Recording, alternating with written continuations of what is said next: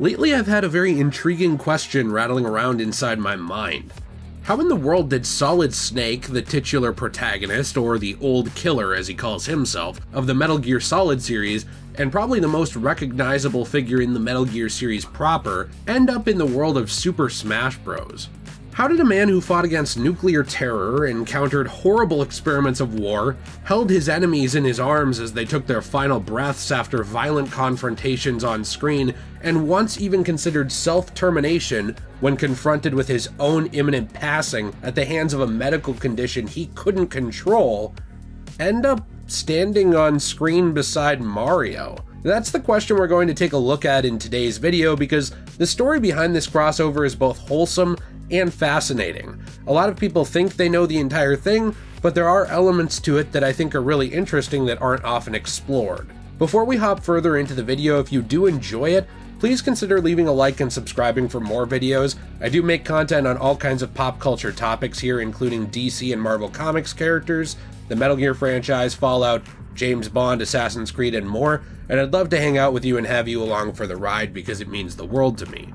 Now, I've said it before and I will say it again, I've always been a bit of a sucker for media crossovers. Now, when done poorly, be it in movies, TV, comics, or gaming, these crossovers can stick out like a sore thumb. In those cases, they're usually a fascinating time capsule of what not to do to promote your characters.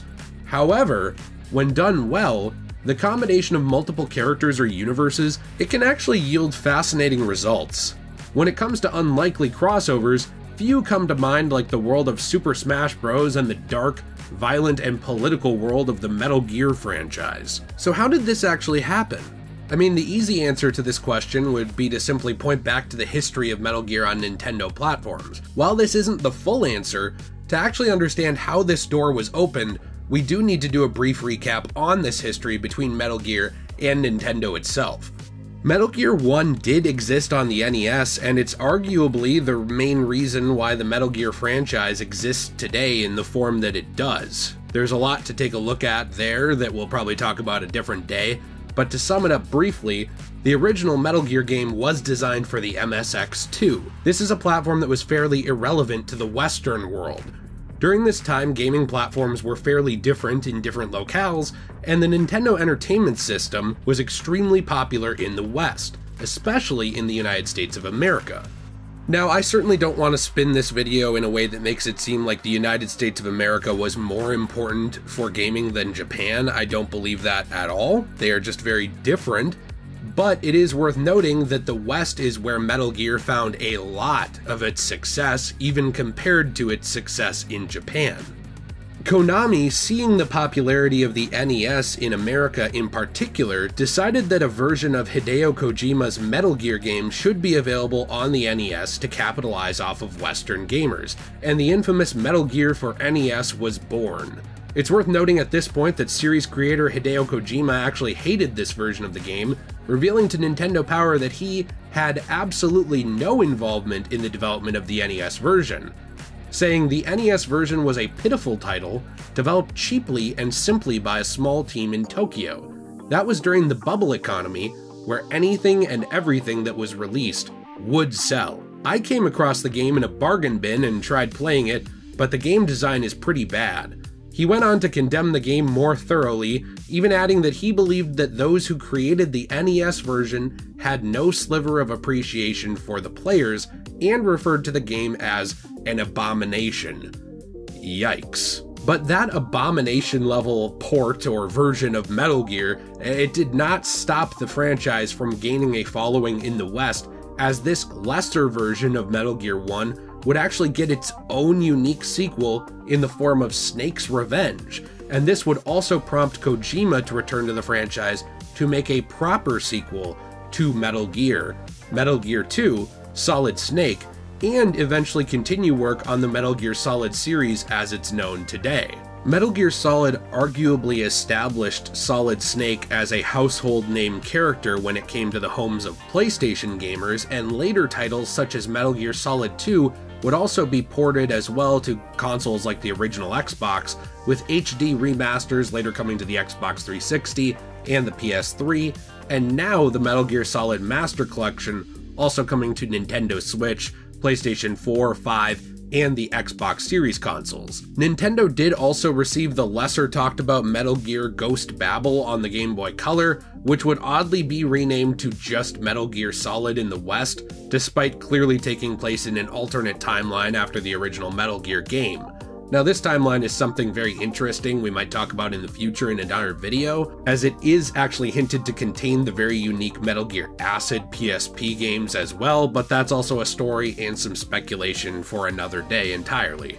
But this wasn't the last of the Metal Gear games that would come to Nintendo consoles either, as a complete remake of Metal Gear Solid 1, Metal Gear Solid The Twin Snakes, would be developed by Silicon Knights exclusively for GameCube and released in 2004. This title was more over the top than the original game, and also more divisive, but it did help introduce more modern Nintendo gamers at the time to the world of Metal Gear and the character of Solid Snake as well. Though this title didn't sell quite as well as it probably should have, reportedly selling actually less than 500,000 copies, it did reopen the door between the Metal Gear series and inclusion on Nintendo platforms, with Super Smash Bros Brawl's release date only 4 years down the road from the 2004 release date of the Twin Snakes. So that's it, right? I mean, Metal Gear had a history, albeit a bit of a murky one, on Nintendo hardware. It even got 3 Nintendo exclusive games, Snake's Revenge, Ghost Babel, and the Twin Snakes, and an odd port of the original Metal Gear. It made sense for this franchise to receive a character representative in Nintendo's premier fighter, right? That's how it worked out. This all lined up well with the timeline of Super Smash Bros Brawl, which would launch later in 2008, but that's not really why it happened. When speaking to Kotaku back in 2006, Masahiro Sakurai, the premier director of the Super Smash Bros series, revealed, "When I was developing Super Smash Bros Melee for GameCube, Hideo Kojima contacted me and practically begged me to put him in there. But at that time we were deep in development and it was too late." So hold up. That doesn't really make sense, does it? The Twin Snakes was released in 2004, but Super Smash Bros. Brawl wouldn't be released until 2008 on the Nintendo Wii. Well, much like many fairy tales and dreams, this strange turn of events would actually start from the dreams of a younger child. While speaking at the Smithsonian's The Art of Video Games exhibit, Hideo Kojima revealed to a crowd of interviewers that it was actually his son who suggested that Metal Gear should appear in Super Smash Bros. "My child likes Super Smash Bros, so we play it a lot together, and he told me that there's no character that you made in that game."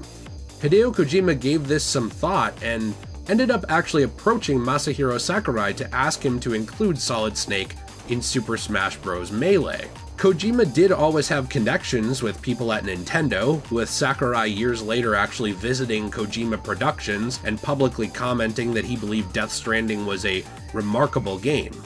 While we don't know the exact extent of the friendship between these two, and I'm sure it's a bit more of a personal topic, we do know that a camaraderie and mutual respect does exist between them, which certainly helps when you're contacting someone at another company to ask about your character owned by a separate company being included in their game. There are definitely some hoops to hop through with licensing issues when it comes to that kind of thing. It's not really as easy as, hey, I made this person, put them in your game. There is also parent companies, rights licensing issues, and even censorship issues that have to be looked at when actually properly moving characters from series to series. It's also worth noting that because of some of these details, this was a bigger ask than you would actually think.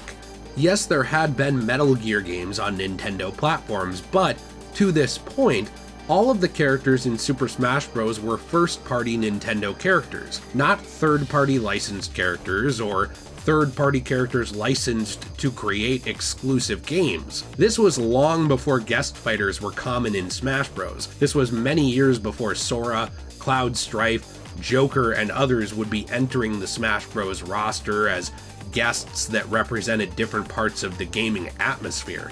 At this time, during the creation of Melee, Smash was a roster of Nintendo-only characters.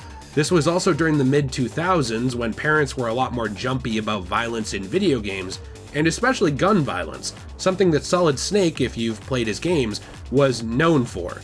he definitely uses a gun. This is likely also why his moveset doesn't include the use of a real gun, even though gun weaponry would later become a bit more prevalent with characters like Joker in the later years of the Smash series. Technicalities aside of whether or not his gun is real, it looks real enough.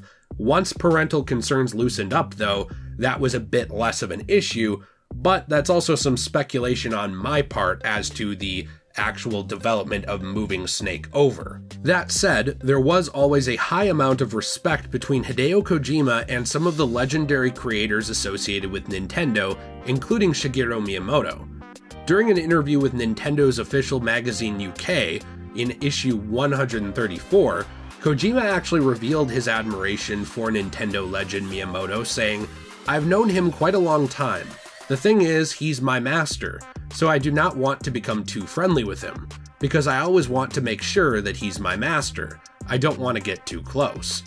Now, a lot of people have looked at the phrasing of this translation and have pointed out that this is likely a bit of a mistranslation, with Kojima probably referring to Miyamoto more as his sensei or his mentor, but either way we do get to see the admiration and appreciation Kojima had for Miyamoto here in this quote, and that he had multiple points of contact at Nintendo that would allow him to get in touch with those around the Smash Bros series relatively easily. So then the question becomes, why was Solid Snake himself chosen? Kojima's son wanted to see a character that his father created, but why did his father choose to pursue the inclusion of Solid Snake himself specifically?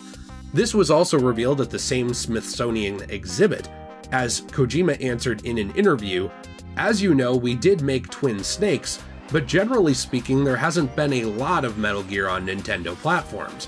So from that perspective, I thought it was a good way to expose younger people to this character, Snake." Snake had been the heart and soul of the Metal Gear franchise going all the way back to its beginning, and he was also the primary character of Twin Snakes, a GameCube exclusive game, which really made him a shoo-in for a recommendation from his main creator.